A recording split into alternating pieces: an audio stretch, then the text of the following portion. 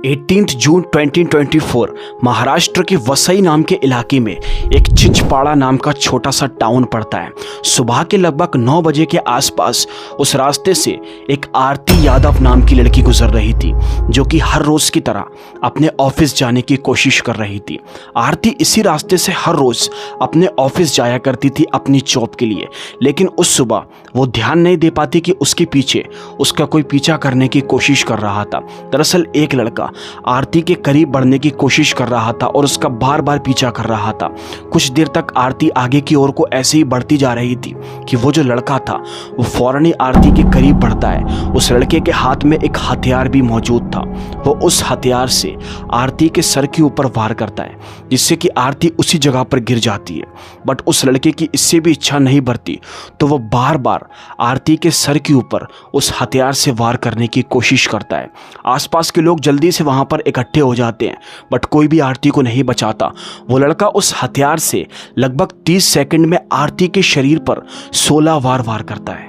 उस लड़के ने आरती के शरीर में सबसे ज्यादा वार किसी चीज पर वार किया था तो वो उसका सर था, और वो उसको स्टैप करते वक्त केवल उससे एक ही सवाल पूछ रहा था कि तुमने मेरे साथ ऐसा क्यों किया है। और जब तक आरती मर नहीं जाती वो उसके सर पर स्टैप करता रहता है। वहां के आसपास के लोग ये सब कुछ तमाशा देख रहे थे, वीडियोस बना रहे थे, बट किसी की भी लिटरली हिम्मत नहीं होती कि वो आकर आरती की जान को बचा सके। किसी की भी ये हिम्मत नहीं होती।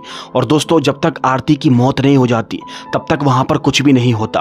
फिर कुछ टाइम के बाद दोस्तों वहां पर लोकल पुलिस पहुंच जाती है, और जब लोकल पुलिस वहां पर जाती है और वो जो लड़का था उस लड़के को हिरासत में लेकर उसको थाने ले जाया जाता है, तो उस लड़के से पूछताछ करने की कोशिश करती है कि आखिर तुमने उस लड़की को इतनी बेरहमी से क्यों मारा। जब दोस्तों वो लड़का इसके पीछे की वजह बताता है तो लिटरली वो सुनकर आपके पैरों तलों जमीन निकल जाएगी। बट वीडियो शुरू करने से पहले, मेरा नाम है और आप देख रहे हैं RN टेल्स।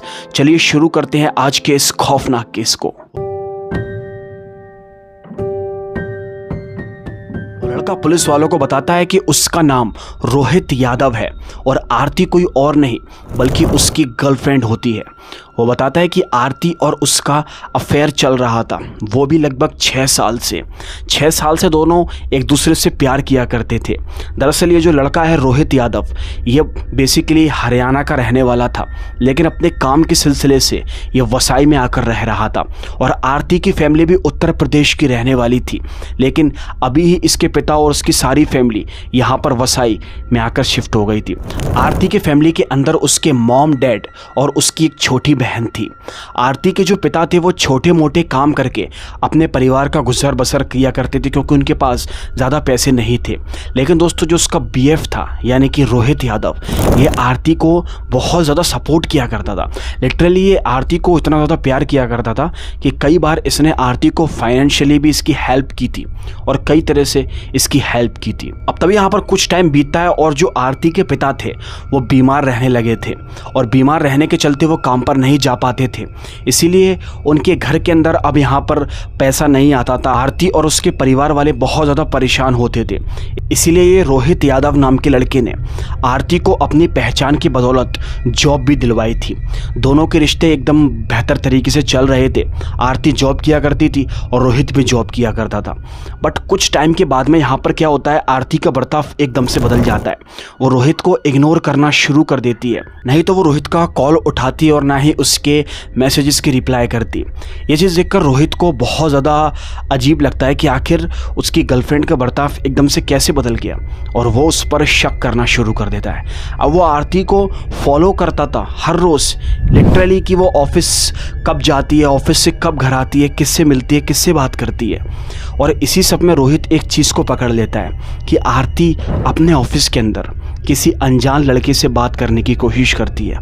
ये चीज़ वो 1-2 बार नहीं बल्कि कई बार देखता है, और वो समझ जाता है कि आरती उसे चीट करने की कोशिश कर रही है। रोहित आरती को और उस लड़के दोनों को समझाने की कोशिश करता है, लेकिन बात बहुत ज़्यादा बिगड़ चुकी थी। आरती उसकी बात नहीं समझ रही थी, इसीलिए दोनों में झगड़े होने शुरू हो चुके थे। आरती और रोहित के रिश्ते पहले जैसे नहीं थे। यहाँ पर आरती फैसला कर लेती है कि वो उससे दूरी बना लेगी और उससे ब्रेकअप कर लेगी। और जो रोहित वो आरती के प्यार में इतना पागल था, वो कभी नहीं चाहता था कि आरती उससे कभी दूर जाए। इसीलिए वो कुछ टाइम के लिए यहाँ पर खामोश पड़ जाता है, क्योंकि आरती को उससे दूर जाना था। फिर लगभग दोस्तों कुछ टाइम के बाद 18 जून को उसने आरती के साथ में जो कुछ किया वो तो मैंने आपको बता ही दिया था। उसने फैसला कर लिया था कि वो आरती को जान से मारकर ख़त्म कर देगा, क्योंकि उसके दिमाग पर एक पूरी तरीके से भूत सवार हो चुका था। जितना वो आरती से प्यार करता था उतनी ही वो आरती से नफरत भी करने लगा था। और उसने ना बेझिझक पुलिस के सामने ये सारे जुर्म अपने कबूल भी कर लिए थे। अब इस कहानी के अंदर मैंने एक चीज़ बहुत ज़्यादा कॉमन देखी, लिटरली एक चीज़, कि जब उस समय पर आरती का मर्डर हो रहा था, वो पूरी वीडियो आप सोशल मीडिया पर या कहीं पर जाकर देख सकते हो, गूगल पर, यहाँ पर मैं नहीं दिखा सकता। उस मर्डर वाली वीडियो के अंदर लिटरली काफ़ी सारे लोग वहाँ पर खड़े हुए हैं, लेकिन सब तमाशा देखने के लिए खड़े हुए हैं। कोई आरती की जान नहीं बचाने की कोशिश कर रहा है। ऐसे ही एक सेम केस मैंने 1 साल पहले साहिल एंड साक्षी के ऊपर देखा था। वहाँ भी साक्षी की जान बचाई जा सकती थी और यहाँ भी आरती की जान बचाई जा सकती थी, बट किसी ने भी ऐसा नहीं किया, क्योंकि इंसानियत पूरी तरह से ख़त्म हो चुकी है। खैर, आप लोग इस केस के बारे में क्या सोचते हैं मुझे कमेंट करके ज़रूर बताना। एंड हम मिलेंगे आपसे एक और खौफनाक केस के अंदर। तब तक के लिए आप लोग अपना बहुत बहुत ध्यान रखें, सुरक्षित रहें।